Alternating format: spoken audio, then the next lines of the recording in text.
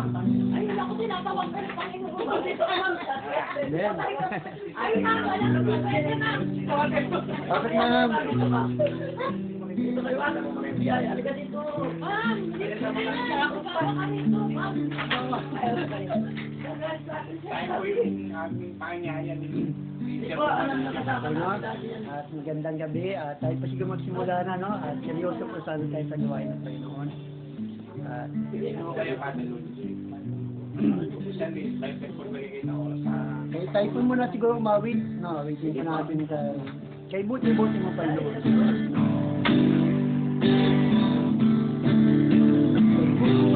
Buti mo, Panginoon.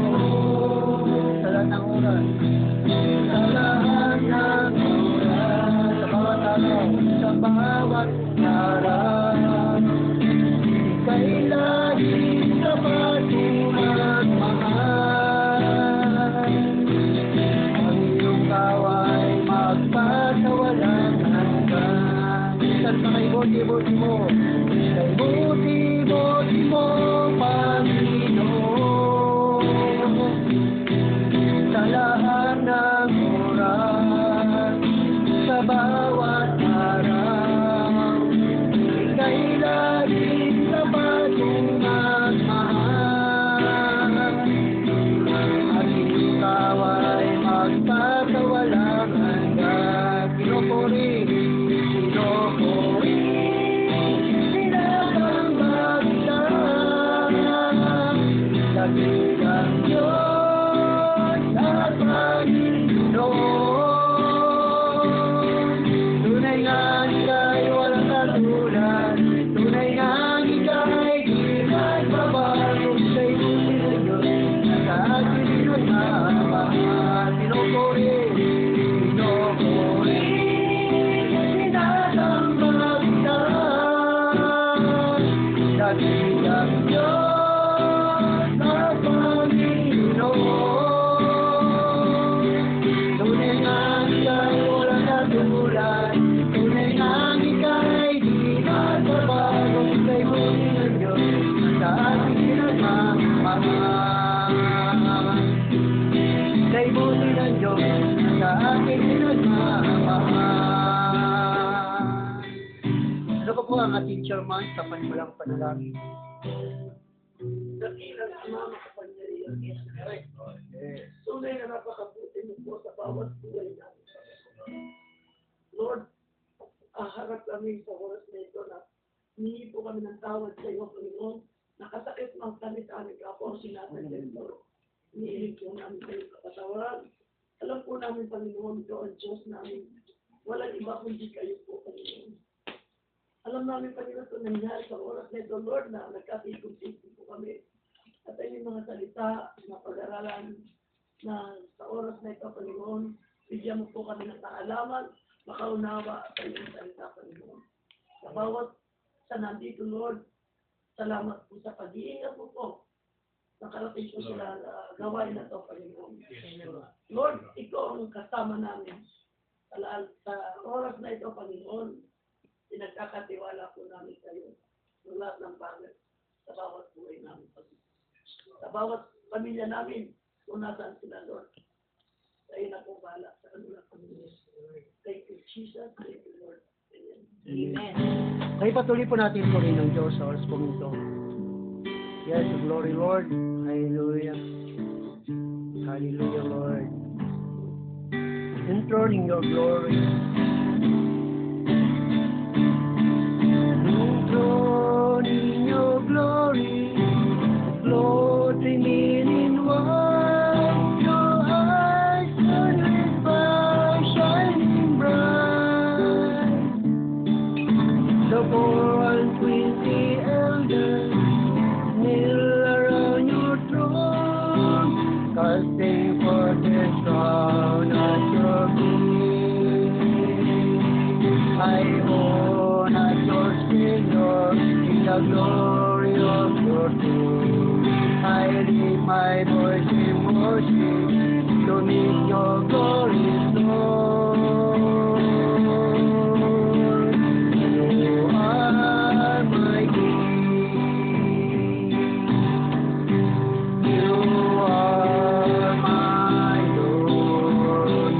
Jehovah. You are Jehovah, the living word. The living word. Almighty God. Almighty God. The Prince of Peace. You are the Prince I am. You are the great I am. My victory. Once again, it's for your glory. Lord, in your glory. Lord, in Lord, your righteousness, shining bright. The one with elder, the one with elder. Around your throne, casting forth and down at your feet. I own not your splendor in the glory of your throne. I leave my voice in worship to meet your glory throne. You are my King, you are my Lord. You are my Lord, you are Jehovah. You are Jehovah, the living word, the living word. Almighty God, Almighty God, the Prince of Peace, the Prince of Peace. You are the great I am. You are the great I am. My victory. Thank you for the blood. Thank you for the blood of my that God himself should die for Sabbath. That every day will change. Every day will change. The image more and more. May the Lord will slowly day transform. We're so deep. We're so deep. And we give you praise. And so save us. You're so deep. We're so deep. And we give you praise for the power of the blood. Thank you for the blood. Thank you for the blood of my blood. That God is good. That God is good. Should I for the blood? That every day will change. Every day will change. The image more and more. And the blood will slowly redeem. Transform us so this, so this. And we give you praise. And so save us. You're so this, you're so this. And we give you praise for the power of the blood. Thank you for the blood. Thank you for the blood. The mighty God himself should die for Sabbath. And every day will change. Every day will change. The image more and more. So the blood will today transform us so much, so much. And we give you praise. And so save us. We're so amazed. And we give you praise for the power of the blood, for the power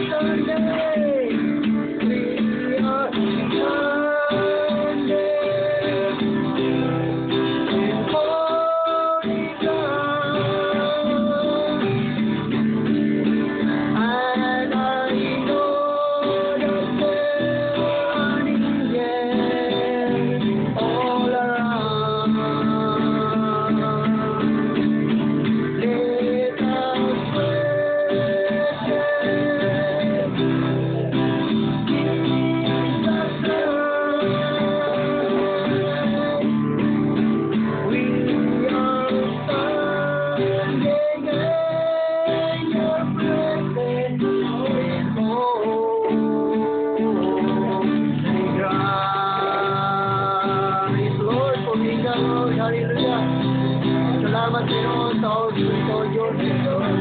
Pinupuri ka namin at sinasamba ka namin sa Espiritu sa katotohanan sa mga bagay na hindi namin nakikita, O Diyos. Sa mga bagay na hindi namin nakikita, O Panginoon. Kaya Lord God, tanggapin niyo po ang aming papuring awit nito, O Diyos. Ang lahat nito ay inaalay namin para lamang sa iyo, Panginoon. Kaya Diyos, samahan niyo po kami sa gabi nito, God. Sa pangalan ng Ama, ng Anak, at yung Banal Espiritu Santo, sa pangalan nito, sa lahat na narito ang sabi ng Amen! Okay, gandang gabi. Salamat po, no? At sa gabi nito ay meron tayong bisita. Salamat po sis sa inyo pong pagdalo. At sa konting oras lang po ito, sana bago po kayong umalis, sana makarinig po kayo ng salita ng Diyos. Ang salita ng Diyos ay napakahalaga po ito sa buhay po natin. Bagat darating po ang araw, yung salita ng Diyos hindi niyo po ito mapapakinggan. Hahanapin ito ng mga tao. So, dating araw, hindi niyo na ito mapapakinggan. Kasi nga, magkakaroon po ng tinatawag na rapture. Kami na nangangaral ng mabuting balita, kukunin po kami ng Panginoon. At pag wala na po kami, wala na po kayo mapapakinggan ng mabuting balita. Kaya habang mayroon pa pong mabuting balita, sana po ay pakinggan nyo po sa gabi nito. Amen po ba? Amen. Amen. Kaya, so, ngayon ay baka gusto muna at bago tayo makarinig, gusto nyo muna magpasalamat sa Panginoon sa gabing ito. Meron ba? Si Chairman? Salamat ako sa Panginoon. Dakila siya sa buhay. Kasi although na kung wala siya, wala akong magagawa. Kaya lahat ng bagay na ginagawa ko, hindi mo ako perfecto, tao lang ako. Pero pinipilit ko. Hindi ko sa Panginoon na sana bigyan niya ako ng wisdom. At bigyan niya ako ng lakas ng gagamit sa kanya. Lahat ng bagay na inaarap ko, samaan niya ako. Sa pamilya ko, sa lahat ng buong isang araw na to, buong isang linggo. Kasama ko siya. Kaya salamat sa Panginoon. Wala na akong masabi. Napakabuti niya talaga. Salamat. Amen. Hallelujah. No, yan si Chairman. At salamat din kay Chairman dahil tinanggap kami ni Chairman. Kung wala rin po siya, wala rin kami. No, nagpapasalamat kami dahil narito kami para patuloy na ibahagi po ang salita ng Diyos. Kaya lagi ko po sinasabi po sa kanila, marami na pong pasto ang namamatay at ngayon din na po sila ng kapagpahayag ng mabuting balita. At maging kami rin ay darating ding araw, papanaw din kami. Pero hanggat kami ay nabubuhay, ay gusto namin magpagamit sa Panginoon. Kaya kami nagagalak at natutuwa kung mayroong nakikinig sa amin. No, kung mayroong umaating sa amin, minsan kasi po, ini-ignore po kami. No? Pagdating ng gawain, umaalis sila, pero pag walang gawain, nandito sila. Pero, kumbaga napapaso sila. Pero salamat, dahil nagpapasalamat din kami sa Panginoon dahil nga kahit papano ay merong nakikinig sa amin at nandiyan po kayo. Sino pa ang gusto magpasalamat sa Panginoon? Bago tayo makarinig sa salita ng Diyos? Thank you, Lord, sa kalakasan, sa araw-araw namin ginagawa, at kami po ay pinapatuloy ng Diyos. Maraming pong salamat sa lahat ng grasya pinagawa ng Diyos sa amin sa araw-araw, at sa mga patnubay na ginagabay niyo po kami sa mga gawain. Yun lang po. Maraming salamat. Amen, no? Kay Kagawad, salamat po kay, gusto niyo pong pasalamat? Higit sa lahat na isot mo sa ating Panginoon. Patuloy po kasi kami na pinapatubayan lahat. Lahat naman ng mga problema na bibigyan niya ng solusyon sa gawa din natin. Hindi naman pwede yung akala natin sa Panginoon yan na kailangan gagawa din tayo din. Amen. Pero ang higit sa lahat, yung problema ko ay ito tinago ng Panginoon. Amen, no? Salamat, no? At alam niyo po ba na hindi lang tayo ang nanonood dito? May nanonood dito sa atin sa FB, sa YouTube, Luzon, Visayas, at Mindanao, at maging sa ibang bansa po napapanood din po tayo. No, kaya salamat din, no, sa oras po nito. So ngayon, kung wala na po gusto magpasalamat sa Panginoon, we welcome din po natin yung mga nanonood sa FB. Salamat po sa inyo. Sa gabing ito, welcome po kayo. Sa nanonood po sa YouTube channel po namin, kayo po ay amin welcome. At pagpalain po kayo sa gabing ito. So sa gabing ito ay meron po tayong misahero. Siya po ay dating masamang tao. No? Talagang dating talamak siya, pero sa biyaya at habag ng Diyos, ginamit siya ng Panginoon. No? Yan, kapitbahay, ninanakaw niya dati. Lahat ng makita niya pwede mapagkakitaan. Kinukuha niya ito, binibenta niya at lagi laman siya ng barangay na ito. Pero dahil sa biyaya at habag ng Diyos, ngayon po, isa na po siyang mangangaral ng mabuting balita. Ang tanong, dadama tayo makinig sa salita ng Diyos? Amen. Amen. So tawagin po natin si Pastor Ramon na siya pong magdadala po namin. Ano po yan ni Pulison? Ayan. Okay, maraming salamat po, Pastor, na binulgar niyo po. Amen. Tapos sa ngayon, di na po ako nahihiya. Bakit? Di nga ako nahihiya nung araw So alam ng Panginoon, sa harapan ng Diyos na siya po ang nagbago sa akin. Hindi po ako. Siya po ang tumawag at maniniwala ko na siya ang nagpalaya sa akin sa kasalanan. So, handa na ba tayo makinig? Magandang gabi po sa ating lahat. Babasahin ko po, mas mailan sana kung lahat tayo may Biblia para nasusundan niyo po ang aking binabasa. Numbers, Pastor. Pwede kayong Numbers daw yan? Juan. Ang Ebanghelyo ni Juan, kabanatang 4, talatang 1 hanggang 42. Basahin natin ang buong chapter para makuha natin yung pinakabuod. Sa aklat ng Juan, kabanatang 4, simulan natin sa talatang 1 hanggang 42. Makinig po tayo. Kung wala po kayong Biblia, makinig na lang po. Nang malaman ni Jesus na nabalitaan ng mga Pariseo na siya gumagawa at nagbabautismo ng mas maraming alagad kaysa kay Juan. Kahit hindi nagbabautismo si Jesus, kundi ang kanyang mga alagad. Umalis siya sa Judea at muling bumalik sa Galilea. Subalit, kailangan dumaan siya sa Samaria. Sumapit siya sa isang lungsod ng Samaria na tinatawag na Sicar, malapit sa bahagi ng lupang ibinigay ni Jacob kay Jose na kanyang anak. Noon ang balon ni Jacob, naroon ang balon ni Jacob. Nang pagod na si Jesus sa kanyang paglalakbay, naupo siya sa tabi ng balon. Noon ay malapit na magtanghaling tapat. Dumating ang isang babaeng Samaritana upang umigib ng tubig. Sinabi sa kanya ni Jesus, bigyan mo ako ng inumin. Sapagkat ang kanyang mga alagad ay pumunta sa lungsod upang bumili ng pagkain. Sinabi sa kanya ng babaeng Samaritana, paanong nangyari na ikaw na isang Hudyo ay humihingi ng maiinom sa akin na isang babaeng Samaritana? Sapagkat hindi nakikisama ang mga Hudyo sa mga Samaritano.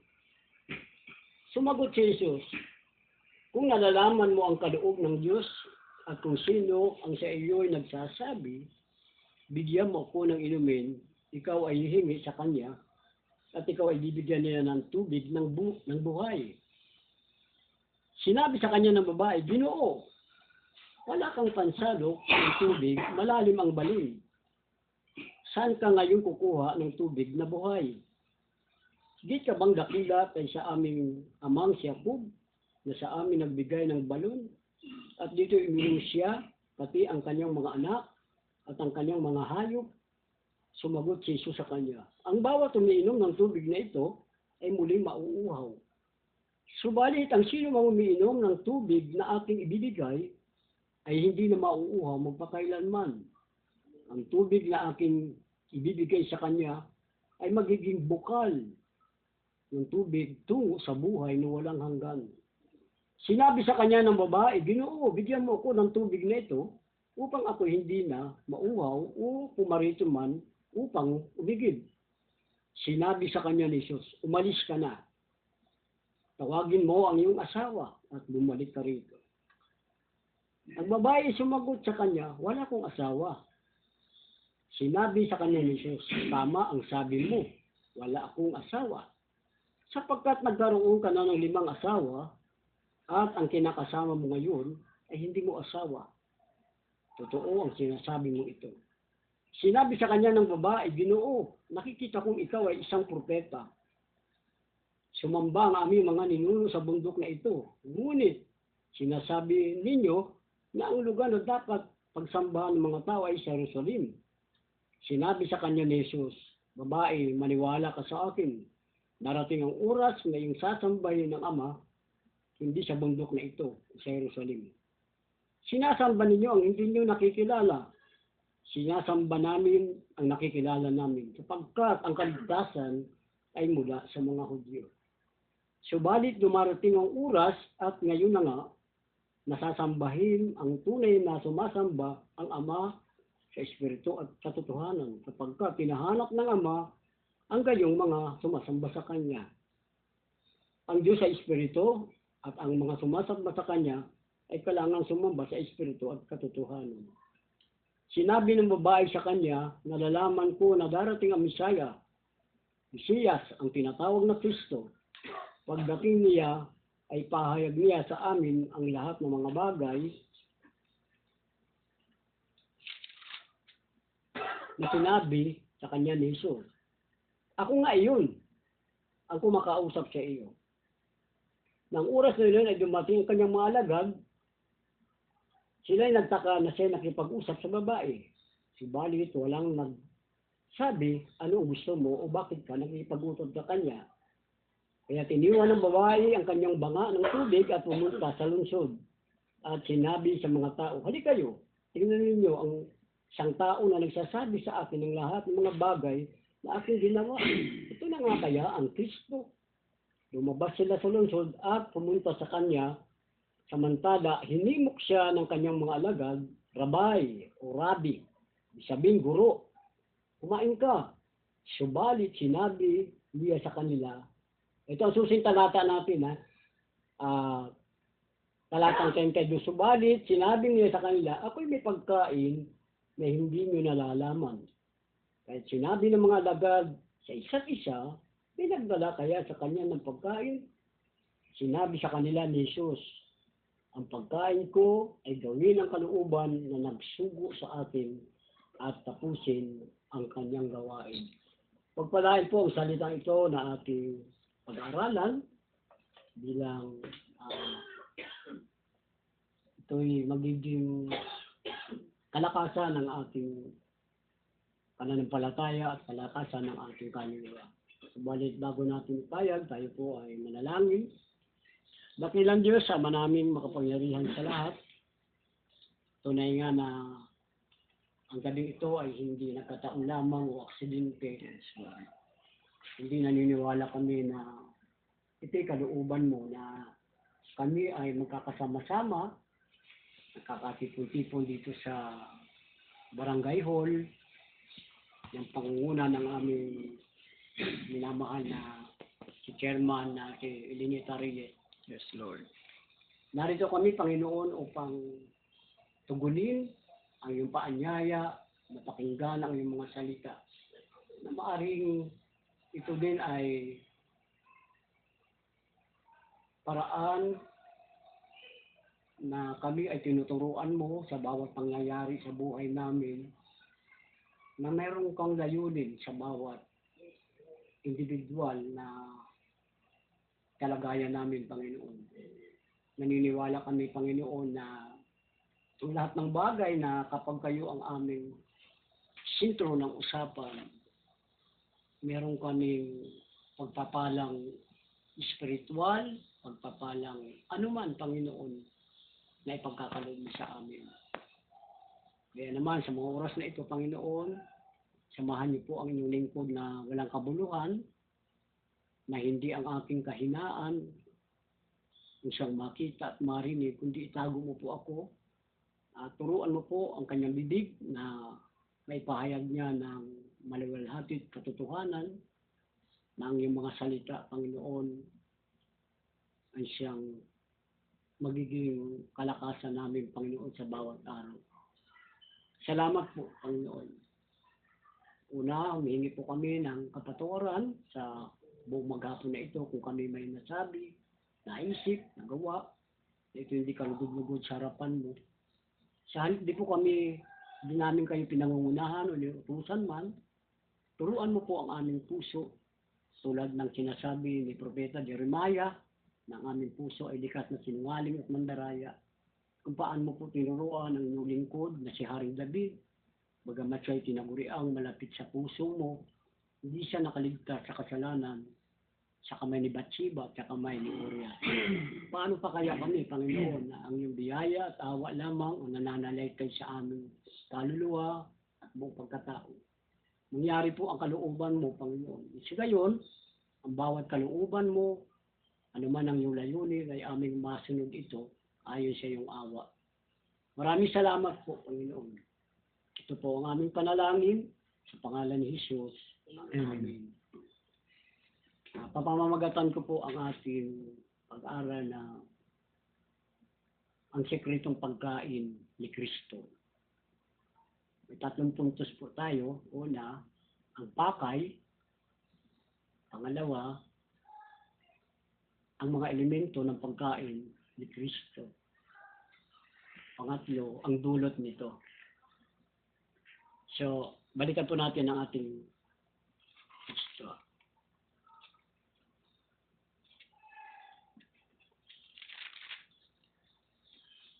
Una, ang pakay. Dito, di natin makakaila na umalis siya sa Judea, sabi ng verse 3, o talatang 3, at muling bumalik sa Galilea. Ano ang pakay? Ba't bumalik siya? Meron bang nakalimutan ang ating Panginoong Kristo?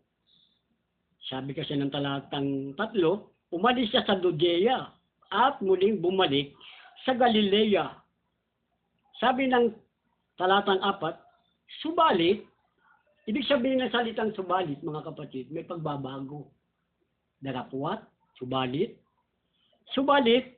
kailangan dumaan siya sa Maria. Marami naman daanan, pero sabi ng chapter 4, subalit, kailangan dumaan siya sa Maria. Tutusin, maraming daanan para makabalik siya sa Judea eh. Pero kailangan na dumaan siya sa Samaria. Yun nga ang nangyari, sabi ng ating teksto, sabi ng verse 5, sumapit siya sa isang lungsod ng Samaria na tinatawag na Sicar, malapit sa bahagi ng lupang ibinigay ni Jacob kay Jose, kanyang anak. Naroon ang balon ni Jacob. Nang pagod na si Jesus sa kanyang paglalakbay, naupo siya sa tabi ng balon. Napapagod pala ang ating Panginoon Yesus, no? Umupo siya, nung bumaan siya, napagod, umupo sa balon ni Jacob. Kasi po, bakit napagod ang ating Panginoon? Tandaan natin, may dalawang kalikasan ang ating Panginoon Yesus Kristo. Ating tinatawag na kalikasang pagiging Diyos, kalikasang pagiging tao. Naranasan niya rin ang mauhaw, mapagod. Sabi ng ating teksto eh. Tulad din natin siya na napapagod, nauuhaw, nagugutom. Tandaan niyo yung aking paksa, ang lihim na pagkain ng ating Panginoong Kristo. Nung siya'y mapagod at nagpahinga siguro ng kaunti sa balon at nakaranas siya ng uhaw bilang tao. At dito niya naka-enkwentro ang isang babaeng Samaritana. Sabi rito, nang mapagod si Jesus sa kanyang paglalakbay, naupo siya sa tabi ng balon. Noon ay malapit ng magtatanghaling tapat, dumating isang babaeng Samaritana upang umigib ng tubig. Pag sinabi pong Samaritana, sa po ay naglalarawan na parang tayo hintil. Kasi ang Samaritana o ang Hudyo, hindi sila nag-uusap. Kasi ang feeling ng mga Hudyo, sila lang yung righteous, sila lang ang matuwid. Ang tingin nila sa Samaritana, hindi sila karapat-dapat dahil sila yung makasalanan. Parang tayo, hintil. Ang tawag sa atin, hintil, hindi tayo Hudyo. Ang Samaritana, naglalarawan ng pagiging hintil. Hindi nakikipag-usap ang mga Hudyo sa mga Samaritana. Kasi, sabi nga ng babae, kung ating napakinggan kanina, di atat nakikipag-usap kayo sa akin na sabi nga rito, ang Samaritana ay hindi nakikipag-usap. Dahil nga po, ang mga Hudyo ay, ang tingin nila, maliban kay Yesu Kristo, na isang Hudyo, ang tingin nila sa kanilang sarili ay matuwid. Sila yung malapit sa Diyos, at nakabase sila sa kautusan. Malapit na magtatanghaling tapat, dumating ang babaeng Samaritana upang umigib siya ng tubig. Sabi ng Panginoon, bigyan mo ako ng inumin, sapagkat ang kanyang mga alagad ay pumunta sa lusod upang bumili ng pagkain. Yung pagkain na bilhin ng kanyang mga alagad, dalawang pagkain ang tinutukoy dito, isang physical at isang spiritual. So, hindi na po natin, kukunin lang po natin pinaka-highlight dito. Sinabi sa kanya ng babaeng Samaritana, paano nangyari na ikaw isang Hudyo ay humingi ng maiinom sa akin na isang babaeng Samaritana? Sapagkat hindi nakikisama ang mga Hudyo sa mga Samaritana. Oo. Sumagot si Jesus, kung nalalaman mo na ang kaloob ng Diyos ay kung sino ang iyong nagsasabi, bigyan mo ko ng inumin, ikaw ay hingi sa kanya ay bibigyan niya ng tubig na buhay. Tama si Chairman, ito ay talinhaga. Kasi sinabing talinhaga, ito ay isang kwento ng Panginoong Kristo na may kaugnayan sa ating spiritual na kalagayan sa harapan ng Diyos. So,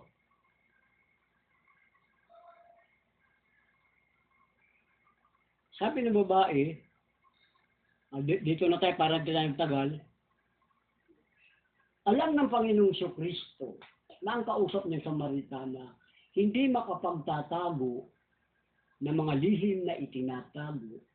Kasi ang Diyos alam na mula unang nagkalampakan kung sino kasarapan niya.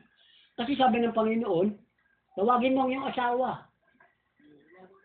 Ang sabi ng babae, wala akong asawa. Di ba? Sabi ng Panginoon, oo, wala kang asawa pero nakalima ka na. Ibig sabihin, ang babaeng dito, bukod sa kanyang karakter, nakita ng ating Panginoong Kristo na siya ay namumuhay sa pangangalun niya. Pangangalun niya, yung pakikapid, parang ganun. Kalimang asawa na siya eh.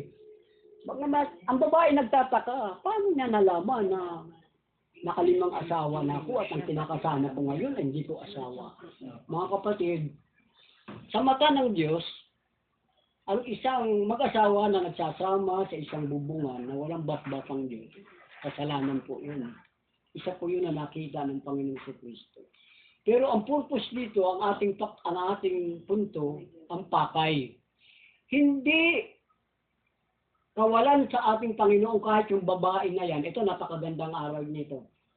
Hindi alintana ng ating Panginoong Kristo, hindi lisensya yun para hindi magawa ang kanyang pakay.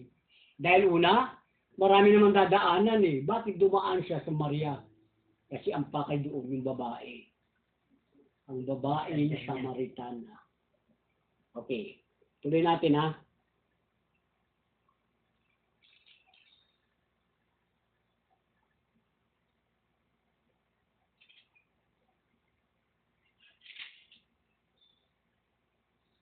Okay na. Kaya tiniwan ng babae ang kanyang banga ng tubig at pumunta sa lungsod at sinabi sa mga tao, "Halika kayo, tingnan ninyo ang tao nang sabi sa akin ng lahat ng mga bagay na aking ginawa." Ito kaya ang Kristo. Nahulaan siya eh. Hindi siya pwedeng makapagtago. Kaya ang expectation ng babae, ito na yata yung Kristo na hinihintay natin o yung ipinapangako sa atin. Samantala, sabi ng ating teksto 31, samantala hinimok siya ng kanyang mga alagad, rabay, ibig sabihin guro o maestro, kumain ka. Subalit sinabi sa kanila, ako'y may pagkain na hindi nyo nalalaman. Ito nga ipaksa natin, ang lihim na pagkain ni Jesus o ni Kristo. Hinimok siya ng kanyang mga alagad na, o rabay, kaya nga kami pumunta ng lungsod upang bumili ng pagkain.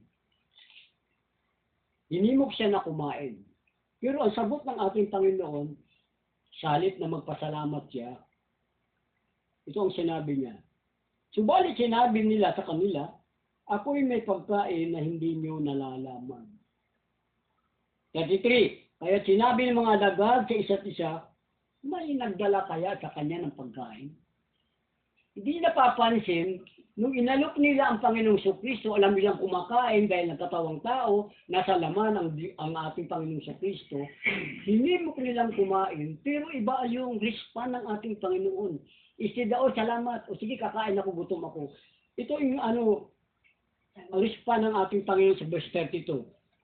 Subalit, sinabi niya sa kanila, ako'y may pagkain na hindi ninyo nalalaman. O, di ba? Kaya, sinabi ng mga alagad sa isa't isa, may nagdala kaya sa kanya ng pagkain. Dito, hindi ba naunawaan ng mga alagad yun? Yung salitang, ako'y may pagkain na hindi nyo nalalaman. Samantalang araw-araw kasama nila ang Panginoon, araw-araw nagtuturo sa kanila ng mga espiritual na bagay. Pero, hindi pa rin nila naiintindihan. Kaya nga nagtanungan sa isa't isa, ano ang nakikita natin dito? Number 1, una ang mga lagad, nung panahon yun, wala pa silang kaunawaan. Hanggat hindi pa umaakyat o namamatay ang ating Panginoong Kristo at umaakyat sa trono ng kanyang Ama. Wala silang kaunawaan. Wicked sila. Naniniwala sila na alagad sila. Pero nung pala nagtanong sila, may pagkain kaya na nagdala dyan? Nagtanong sila sa isa't isa, maliban na nagkaroon sila ng pangunawa nung mamatay na ang ating Panginoon Kristo at muling mabuhay at umakyat. Bago siya umakyat, sinabi niya, huwag kayong manlupaypay, huwag kayong maglumihanan. Ipadadala ko, isusuguin ko ang banal na Espiritu. Kung babasahin natin ang Book of Acts sa the day of the Pentecost, doon pa lang sila nagkaroon ng pangunawa. Nakuha niyo? Doon sila nagkaroon ng pangunawa ng lahat ng bagay na sinasabi ni Kristo patungkol sa spiritual, naunawaan nila. Dito, na inaalok ang Panginoon ng pagkain, physical. Alam nila, gutom ang Panginoon habang nakikipag-usap sa babaeng Samaritana at katanghalian ng tapat. Ang sabi ng Panginoon, ako'y may pagkain na hindi niyo nalalaman. Kaya nasabi ko, lihim na pagkain ng ating Panginoong Kristo. Ano yung lihim na pagkain ng ating Panginoong Kristo? Hindi kayo sumagot. Hindi. Ha? Sunod sa utos. Ha? Anong lihim na Mabuting pagkain? balita natin. Ha? Mabuting balita natin yun. Buting balita. Hindi ba ikaw? Yung sumunod sa kautosan galing sa Diyos. Kautusan? Sino pa? Ano mang lihim na pagkain yun na ang mga alagad na di nauunawaan nila? Yun ang kalooban ng Diyos. Very good, brother. Ito yung sagot, to. Diba? Sinabi sa kanila ni Jesus, ang pagkain to ay gawin ang kalooban na nagsugo sa akin at tapusin ang gawain. Ang unang pakay ng Panginoon, yung babae. Sabi ko nga, hindi alintana na siya'y namuhay sa kasalanan sa pagbibilang ng kanyang ng lalaki. Hindi yung lisensya, hindi naging pabigat sa Panginoon yun, kundi ang pakay niya, yung babae. Yung pagkain, habang kinakausap niya yung babae, sabi ng ating pangalawang puntos, ang elemento ng pagkain. Ang laman ng sinasabi ng Panginoon Kristo, number 1, makapangyarihan. Tama? Bakit makapangyarihan ang salita ni Kristo? Yung ating babasahin ng pasimula, sinabi ng Diyos, magkaroon ng langit, magkaroon ng halaman. Ang salita niya ay makapangyarihan. Siguro kung naabutan natin itong panahon na ito, no? Hindi na natin kailangan na mismo sasabihin ng ating Panginoon, maborn again ka ngayon. Mangyayari. Yung babae habang nakikinig sa sinasabi ni Kristo, may ginawa na ang Diyos sa kanya. Mayroong pakay ang Diyos sa babae. Papansinin natin ang Biblia habang tayo nagbabasa. Hindi lamang ang babaeng Samaritana ang nakaranas ng ganito. Kung napapansin nyo, ang isang lalaki si Sakeo. Sino nakakilala kay Sakeo? Masarap, di ba? Si Sakeo, pandak na lalaki, pinakamaliit siya na lalaki. Nung mabalitaan niyang dumaraan si Jesus, siya din ang pakay. Dahil maliit siya, di niya makita si Jesus, nakita niya yung puno na sikumoro, na ang sikumoro na yan ay sa mga Bible scholar, matinik yan na kahoy. Paano niya naakyat yun? Hindi aksidente yun. Hindi nagkataon yun na hindi niya akyatin ang sikumoro na maraming tinik. Kasi ang pakay ni Jesus siya. At ang pakay ni Sakeo, ang pinakamalis na lalaki, sumampa sa may kahoy para matanang niya si Jesus. Nung makakita sa kahoy, nung tumingala si Jesus, siya ang pakay, sabi ni Jesus, bumaba ka dyan. Samahan mo ko sa bayan. Anong purpose bakit sasamahan si Jesus sa bayan? Sabi ng ating Panginoon sa talatang sa Mateo, dumating na sa buhay mo ang kaligtasan. Yun ang pakay ng Diyos sa atin. Sabi ni Pablo sa unang Timoteo 1:15, dapat paniwalaan ng lahat ng tao na si Jesus ay naparito para sa mga makasalanan. Sabi ni Pablo, at ako ang pangunahin dito. Marami tayong karanasan sa buhay. Hindi ko alam, may mga panahon namin siyang tatawagin tayo ng Diyos eh. May panahon yan eh, hindi naman ura-urada yan eh. Darating ang panahon na ikaw ang kanyang pakay. Ikaw ang pakay. Tulad sinasabi ng ating pastor, yung tagapagturo, totoo yun. Marumi akong tao, makasalanan ako. Kahit ito mga kapitbahay ko makapagpapatuturo. Sabi ko nga, kahit yung kainan ng aso, basta aluminum yan, nanakarin ko yan. Basta pagkakapirahan, maipong ko yan, pandroga na. Totoo yan. Kahit nga yung puruntong ng nanay ko, binibinta ko yan. Umiiyak ang nanay ko sa harapan ko. Ano ka ba naman, anak? Kabibili ko lang ng puruntong. Sasayaw ko ng kurat sa mamaya, wala ko susuot. Ilang taong ka po nung nagbago ka? Ano po ako, way back 35. 35. Opo, 16 na, mag-16 na po ako sa February. Hindi maaga kang tinawag. Oo, 35 po ako tinawag ng Panginoon. Iba po. Hindi nga maaga. Yun ang buhay ko. So, nung binabasa ko ito, may pakay ang Panginoon. Hindi alintana, kung sabihin makasalanan ako, hindi ako tanggap ng Panginoon. No, yung babae nga eh, nakalimang asawa eh. Di ba? Nung tinawag ka po ni Lord, saan ka nagpunta? Po? Saan ka po nagpunta? Bakit nung tinawag ka ni Lord? Dati po akong huwag naman po kayo masasaktan dati po akong deboto ng Nazareno. Okay. Deboto din po ako ng Santo Niño. Tuwing fiesta, nagsiselebrate kami. Pero, ang ginamit po ng Panginoon ito, madalas kami magdebate. Madalas kami magtatalo. Kasi sabi ko, kasi ano ba kakaiba ng Diyos mo at Diyos ko? Yung Diyos ako, may Diyos ko. Hindi sa kailaman. Ito matyaga eh. Talagang ginamit siya ng Panginoon eh. Bro, yung sinasabi mo, kakainin mo yung bandang hindi. Pipilisupuhin ka rin. Totoo yun. So ginamit siya. Madalas nga nun, magtatago ako. Mga anak ko, tinuturuan ko magsinungaling pag hinanap ako ni Pastor. Parang ganyan pinto. Mon! Kasi sabi niya, bro, atin ka sa linggo ha. Kaya ako naman, siyempre, makasalibutan. Oo. Pero yung oo ko, sa ilong lumalabas. Oo, sige, Pastor. Ano oras? Alas 3. Ang ganit, Pastor. Tatago ko sa Mon! Sabi mo, wala Pero nandun ako sa likod ng pinto. Mon! Ay na, alas 3 na. Sabi mo, wala. Sabi ng anak kong panganay, Pastor! Si papa mo, wala daw siya. Pero nasa likod po ako ng pinto, wala daw siya, Pastor. Wala daw po siya. So makulit talaga ito, Pastor, ginamit siya ng Panginoon. Nung nakulitan na ako, sabi ko, sige na nga, Pastor, wala, masiguro mawawala. Doon ako nagsimula. Wala akong alam magbasa ng Bible kasi ang Biblia, pagtingin ko, history. Paturo ako sa asawa niya, paano basahin yan? Ito ganyan. Doon ako nagsimula. At napakainit ko nung araw. Bakit ako napakainit? Kahit sa jeep, nagsishare ako. Sabi ko, dahan-dahan lang ang takbo ng jeep ha. Bakit? Mag-iibanghilyo ako dito. Alam mo, minsan may nahuhuli nga ako eh. Ng mga pasero, sabi. Ano ibig sabihin nun? Meron daw ako kumche. Ano yan?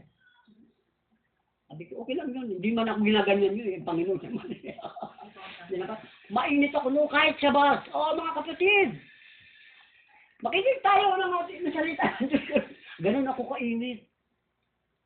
So, kahit hanggang ngayon pa naman, so hindi naman dati na extreme na napakainit. So, ngayon naman, siyempre, pagkain kasi ng ating kaluluwa, ang banal na kasulatan. Sa akin kasi ugali ko pag nasa bahay ako, pagising ko na umaga, katabi ko yung kape isang baso. Nagdi-devotion po ako. Kasi ang purpose ng devotion, magamit ko ito sa napapanahon man o hindi. Kung ano mang hinihingi na pagkakataon, pwede ko siya ibahagi. Katulad dito, pinag-aralan ko ito na yung John chapter 4. Naihihina. Excuse mo na, naihihina. Diyan, Michelle, diyan. So, yun po, doon ako nagsimula. Walang imposible sa Panginoon. Ang babae, sabi ko nga, ang elemento ng pagkain ni Jesus, dito tayo magtatapos. Ano ang elemento? Ito na, dito tayo magtatapos. Yung elemento.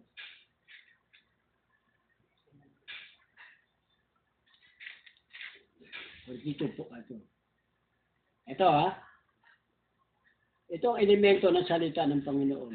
Verse 42.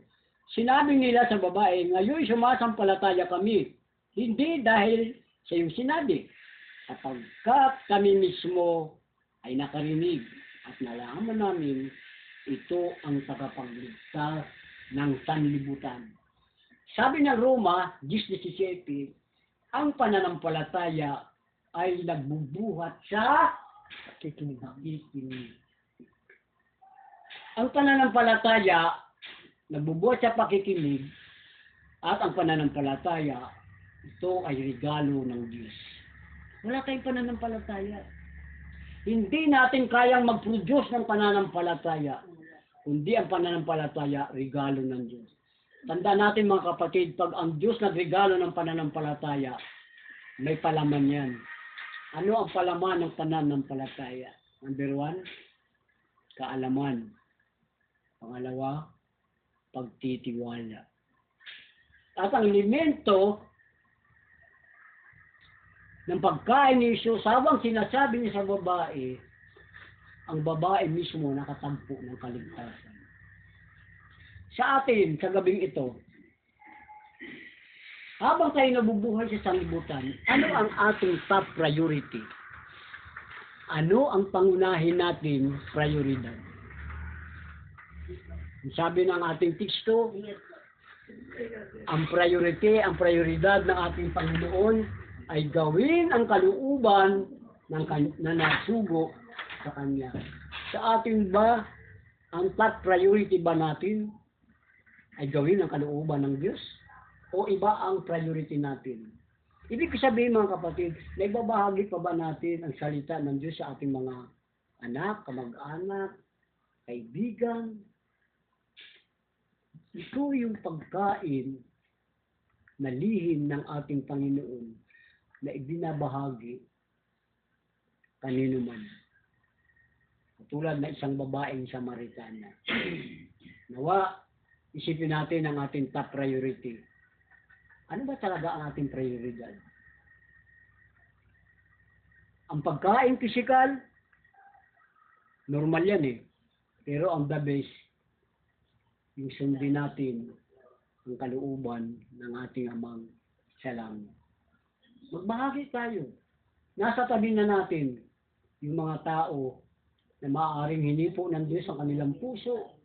Nasa tabi na natin yung mga kaluluwa na pwede natin bagian ng salita ng Panginoon. Huwag tayo matakot. Kung ano mang kunting nalalaman natin, may tanin sa atin ng Diyos, ang kanyang salita, ibahagi natin. Maraming salamat po. Yun lang. Amen. Yan, no? So magandang napagpala ba tayo sa salita ng Diyos? Amen, no? At salamat sa dalawa na kahit paano sila po ay nakarinig ng salita ng Diyos. Kaya yan, at sa gabing ito ay baka gusto special na binipaso bago tayo magtapos. Okay na, ano niya ang boses niya. So, purihin ng Panginoon sa gabing ito, no? At konting announcement po natin. So, yan. So, konting announcement po natin. Bukas po, meron ulit tayong Bible study sa Happy Land, no? 2 o'clock po ng hapon yon. At yan ay tuloy-tuloy po ang gawain natin sa Panginoon. At yan, bukas 2 o'clock ng hapon sa Happy Land. Ngayon pagdating po ng Merkulis ay Bible study muli natin sa Building 15 and 16. And then pagdating po ng Huwebes, ang Bible study po natin Building 30 and 31. At pagdating po ng Sabado ay Building 22 at saka 23. At pagdating po ng Linggo, ang Sunday service po natin ay sa alas 10 ng umaga hanggang alas 12. So yan po yung mga activities po natin sa gawain pa natin, no? Pwede po kayong atin, sumuporta, at kung kayo naman po ay walang ginagawa, o kung may ginagawa po kami, okay lang po, no? Yan. So, salamat sa gabi ito, naway napagpala po tayo sa salita ng Diyos, no? Tayo po ay umawit siguro sa oras po ito, panalangin po ni Pastor Ezer sa ating panghuling panalangin. Awitin po natin, get things for the grace for our gifting.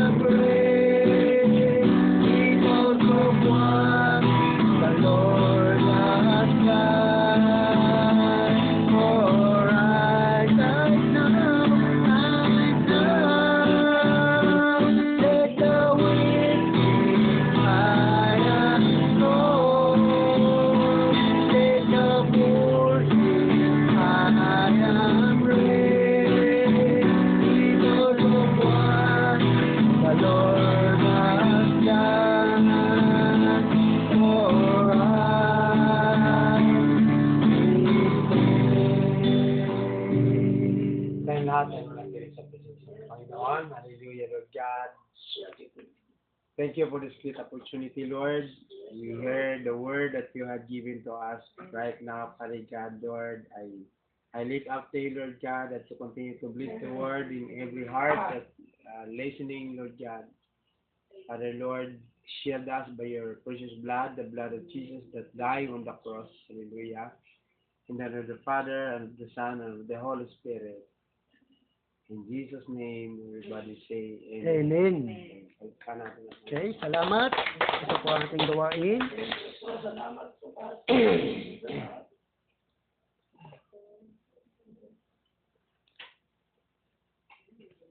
Okay.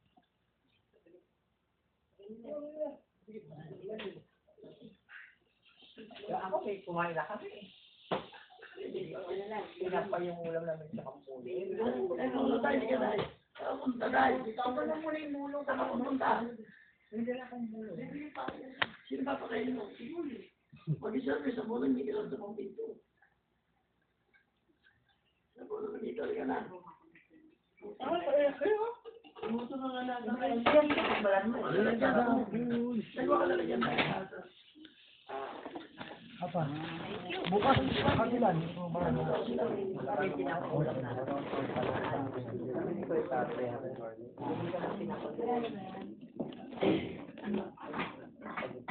Walang isip.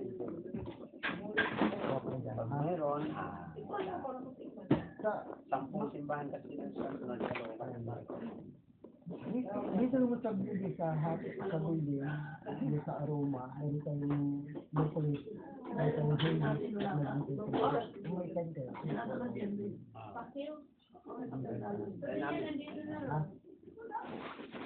Apo, manawin kita.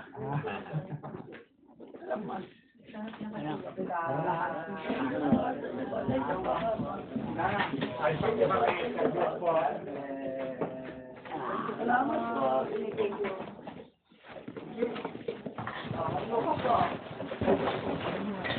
Lupa. Hindi ba yan ang kapatid? Ay, paano? Ha? Ano na ako po? Hindi niya naman magkakaroon sa Ano ito, Che?